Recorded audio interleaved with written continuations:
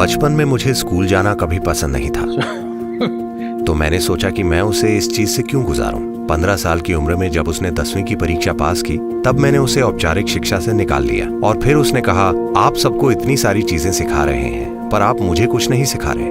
मैंने कहा, तुम्हें बस ये जानने की जरूरत है।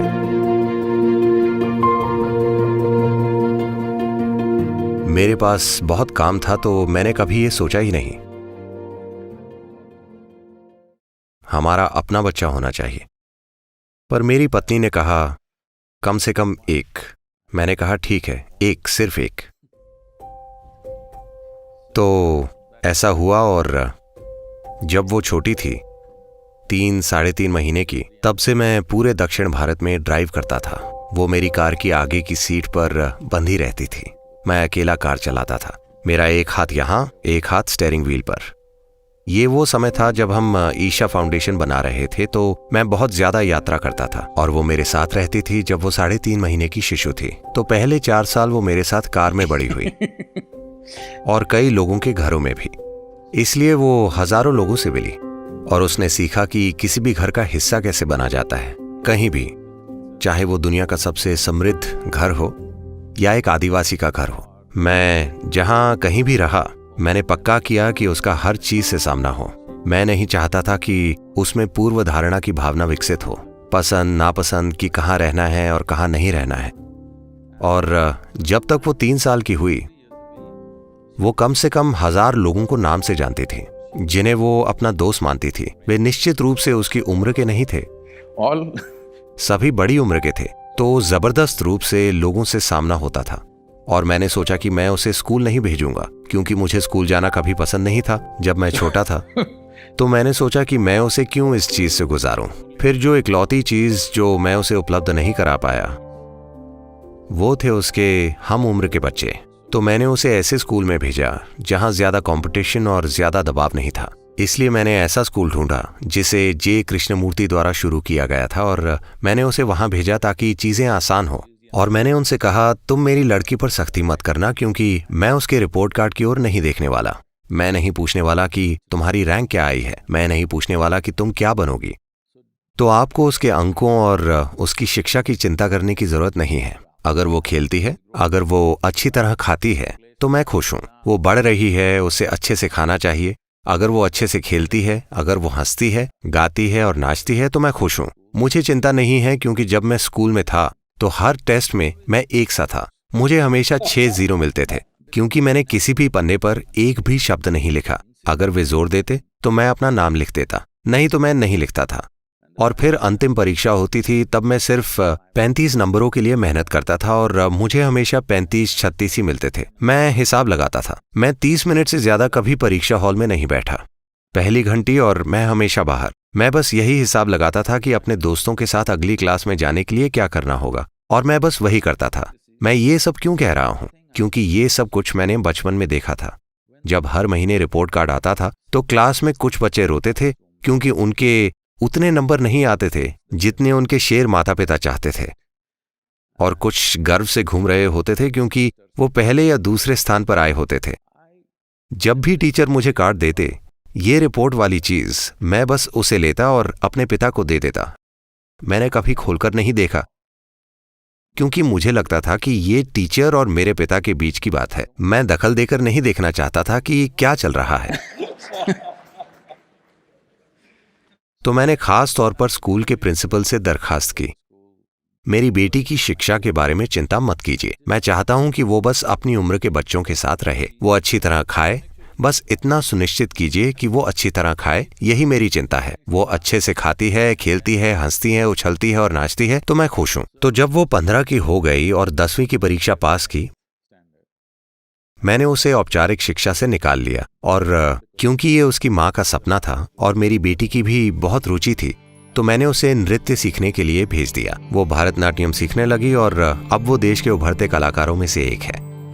तो मैंने कभी उसे एक बच्ची नहीं माना। पहली बात, 2 साल की उम्र से जब से वो बोलने लगी, मैंने हमेशा उसे बराबर माना, एक बड़ी उम्र के व्यक्ति की तरह। आप जानते हैं, हम ईशा फाउंडेशन तैयार कर रहे थे। ये स्वयं सेवकों द्वारा चलाया जाता है।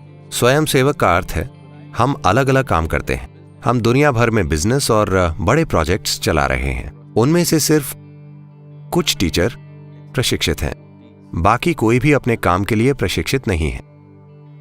ठीक है, क्योंकि मैं इंतजार नहीं कर सकता और आईआईटी या आईआईएम या ऐसी जगह से किसी को नहीं चुन सकता। वे जिन्हें आप सभी के द्वारा रिजेक्ट कर दिया जाता है, शायद वे मेरे पास आते हैं। जो भी आता है मैं उन्हें ले लेता हूं और इस काम उस काम हर तरह के काम में लगा देता हूं। तो जो काम एक शब्द में किया जा सकता है, मुझे 100 शब्द बोलने पड़ते हैं उन्हें समझाने के लिए, ताकि वे काम करते रहें, प्रतिबद्ध रहें, ताकि काम आगे बढ़े। और क्योंकि वे स्वयं सेवक हैं, आप उन्हें निकाल नहीं सकते। जो भी हो, आप उन्हें अकुशलता या किसी वजह से निकाल नहीं सकते। इसलिए संगठन में, मैनेजमेंट में जो भी समस्याएं होती, लोगों की व्यक्तिगत समस्याएं, वयस्क समस्याएं, हर तरह की समस्याएं, मैं कभी भी उसे एक समस्या देता और कहता इसका क्या करें। वो अद्भुत और सरलता से भरपूर समाधान निकालती। कभी कभी सटीक समाधान, कभी कभी कुछ निराला। 12 साल की उम्र के आसपास एक दिन वो घर आई और वो किसी चीज को लेकर परेशान थी और उसने स्कूल में देखा था। और तब उसने कहा, आप सभी को इतनी सारी चीजें सिखा रहे हैं लेकिन मुझे कुछ नहीं सिखा रहे। मैंने कहा, देखो, मुझे बिना कहे कुछ भी सिखाने के लिए नहीं जाना जाता। अब तुम खुद आई हो तो बैठ जाओ। So this is all you need to know. You never look up to anybody. मैंने कहा, तुम्हें बस यही जानने की जरूरत है, किसी को ऊंचा मत मानना। भौहें तन गई, आपको भी नहीं। मैंने कहा, खास तौर से मुझे, क्योंकि जो मैं हूं उसका महत्व तभी है जब तुम मुझे वैसा ही देखो जैसा मैं हूं। अगर तुम मुझे ऊंचा मानोगी तो तुम मुझे दीवार पर टांग दोगी और शायद धूप जलाओगी या मुझ पर माला डाल दोगी और मेरे बारे में भूल जाओगी। इससे तुम्हारे जीवन में कोई बदलाव नहीं आएगा। तुम्हें मुझे वैसे ही देखना चाहिए जैसा मैं हूं। मुझे बस वैसा ही देखो जैसा मैं हूं, फिर मैं तुम्हारे लिए बहुत महत्व का हूं। पर अगर तुम मुझे ऊंचा मानोगी तो तुम इससे चूक जाओगी। इसलिए कभी किसी को ऊंचा मत समझना, कभी किसी को नीचा मत समझना। अगर तुम ये एक चीज करती हो तो तुम हर चीज को वैसी ही देखोगी जैसी वो है। जब तुम चीजों को वैसी ही देखोगी जैसी वे हैं, सिर्फ तभी तुम सहजता से आगे बढ़ सकोगी, है ना? ऐसा ही जीवन के साथ भी है। जब तुम हर चीज को वैसी ही देखोगी जैसी वे है, सिर्फ तभी तुम जीवन में आसानी से आगे बढ़ सकोगी। आपको अपने बच्चों को सिर्फ यही काबिलियत देनी है। तो मैंने हमेशा उसके साथ बड़ों जैसा बर्ताव किया, कभी खुद को उससे ऊपर रखने की कोशिश नहीं की। मैंने यही बुनियादी परवरिश की कि उसे ना तो किसी को ऊंचा मानने की जरूरत है और ना ही किसी को नीचा मानने की जरूरत। बस हर चीज को वैसे ही देखो जैसी वो है। बस जीवन को वैसे देखना सीखना जैसा वो है। ऊंचा समझना एक झूठ है, नीचा समझना एक झूठ है। ऊंचा देखना एक तरह की पूर्व धारणा से होता है, नीचा देखना भी एक पूर्व धारणा से होता है। जीवन का हर रूप, हर चीज, चाहे वो जो भी हो, उसे आदर देने की काबिलियत होना, यही हमारी संस्कृति है। मैं चाहता हूं आप इसे समझें। कोई फर्क नहीं पड़ता कि कौन सी चीज है। अगर कोई कागज भी हो, जब हम बड़े हो रहे थे तो एक कागज पर भी पैर नहीं रख सकते थे। हाँ या ना? आप में से कई लोग इसी तरह अपने घरों में बड़े हुए हैं। बस एक छपा हुआ कागज, ये कुछ नहीं है। हो सकता है समाचार रद्दी हो, पर आप उस पर कदम नहीं रख सकते क्योंकि आप खुद को उसके जरिए शिक्षित करते हैं। अगर आप धरती पर पैर रखना चाहते हैं तो आप उसके आगे झुकते हैं। आप किसी चीज को ऊंचा नहीं मानते या किसी चीज को नीचा नहीं मानते। जो आप अपने भगवान के साथ करते हैं वही आप सबके साथ करते हैं। ये किसी सांस्कृतिक या धार्मिक तरीके से ना बताते हुए मैंने बस इसे उसके जीवन में उभारा और मुझे लगता है इसने शानदार तरीके से काम किया है।